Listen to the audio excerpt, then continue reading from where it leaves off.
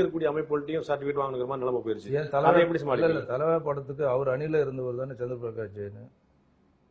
S A Chandrasekhar தானும் அணியில இருந்தவர் தானே. ஏன் வந்து தலையிடல அதுல? அவர் தான் கேட்டாரு. என்ன கேட்டாரு? அவர் வந்து கோரிக்கை வச்சாரு, கமிஷனர் கம்ப்ளைண்ட் கொடுத்தாரு, அப்புறம் தானே கொடுத்தாரு. அந்த பிரச்சனை வந்த பிறகு தானே யாரு இவர் வரலையே, எஸ் ஏ சந்திரசேகர் வரலையே, தானும் வரலையே. ஏன் வரல? ஸோ அந்த உணர்வு கூட இல்லையே. அட்லீஸ்ட் நீங்க வந்து போய் முறையிட்டீங்களான்றதை விட அந்த உணர்வு கூட உங்களுக்கு இல்லையே. அமைப்பு சார்பு உங்க அணியில இருந்த ஒரு மெம்பரை காப்பாற்றவே நீங்க முடியலன்னு சொன்னா, உங்க படத்தையே நீங்க வந்து காப்பாற்ற முடியலன்னா அப்புறம் சங்கத்தை எங்க காப்பாற்ற போறீங்க? இப்ப தயாரிப்பாளர் சங்கத்துல வந்து தயாரிப்பாளர் இடையில 2 அணிக்கு ஒரு மோதல் அப்படிங்கிற தாண்டி இதுல வந்து அரசியல் இல்ல அப்படின்னு நினைக்கிறீங்களா? நேரடியான அரசியலுடைய பின்புலம் 200% இல்ல. 2 அணியிலுமே. 2 அணியில 2 அணியிலும் எந்த ஒரு அரசியல் பின்புலம் இல்ல அப்படிங்கிறீங்க. முன்னாடி வந்து ஒரு மிகப்பெரிய குற்றச்சாட்டா இருந்தது. இதுல கிட்டத்தட்ட வந்து அறிவிக்கப்படாத அளவுக்கு இது திமுக அணி, இது வந்து அதிமுக அணியே இருந்துச்சு நான் முன்னாடி. என்ன சொல்றேன்னா, வேலையப்ப இப்போ இருக்கிற அமைப்புல உள்ள தலைவர் வந்து ஒண்ணு சங்கத்தை பத்தி சிந்திக்கணும்.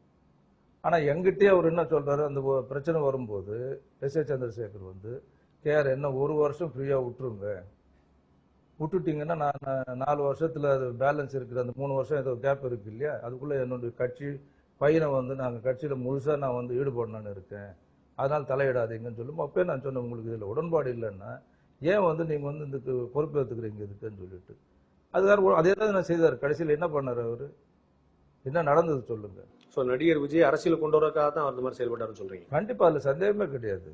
அவரோட ஒவ்வொரு சார் அவர் வந்து ஒரு படம் நின்று போச்சோன்னாவே அவர் சொன்ன ஒரு இன்சிடென்ட்லயும் நீங்க பார்க்கும்போது அது ஏதாவது அரசியல் பண்ண முடியுமா பையனுக்கு பிளஸ்? ஏன்னா அவர் ப்ரொடியூசர் கிடையாது, இன்னொருத்தன் தானே ப்ரொடியூசரு. அவருக்கு வர வேண்டியது அவர் வாங்கிக்கிறாரு. அதனால வந்து அவருக்கு என்னன்னா அதை வச்சு ஏதாவது அரசியல் ஆதாயம் தேட முடியுமா, ஒரு சிம்பத்தி வருமானு எதிர்பார்க்கிறாரு. இல்ல அரசியல் வந்து நான் என்னோட பையனோட அரசியல் எதிர்காலத்துக்காக அந்த மாதிரி செய்யறேன் பொறுமையான உங்கள்கிட்ட நேரடியாக சொன்னாருன்னு சொல்றீங்க? நேரடி என்னோட இன்னும் 5-6 பேர் இருந்தாங்க இன்னைக்கு ரூம்ல. அது வந்து எல்லாருக்கும் தெரிஞ்ச விஷயம், இது ஒன்றும் மறைக்கிற விஷயம் கிடையாது. உங்களுக்கு தெரிஞ்ச தகவல் வந்து விஜய்க்கு இதில் உடன்பாடு இருக்குன்னு நினைக்கிறீங்களா? அரசியல் இறங்கணும் பண்ணணும் அப்படிங்கிறது அது சொல்ல முடியாது சார். ஏன்னா அவருடைய கருத்து என்னன்றது அவர் சந்திச்சு பேசினாதான் தெரியும்.